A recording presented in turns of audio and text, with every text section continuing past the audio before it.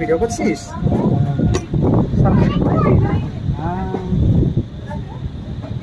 সর্বনাশ করে দিচ্ছে।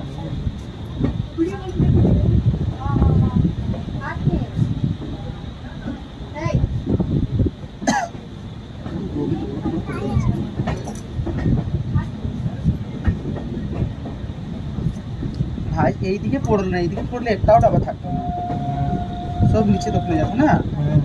সে অফ টাইম দিয়েছিল, ওইদিকে পড়ে গেছে। 10 টাকা রিটার্ন দিলেন, আবার বাড়ি যেতে আমার কথা অসুবিধা হবে না? ওই 10 টাকা কাকে দিয়েছো?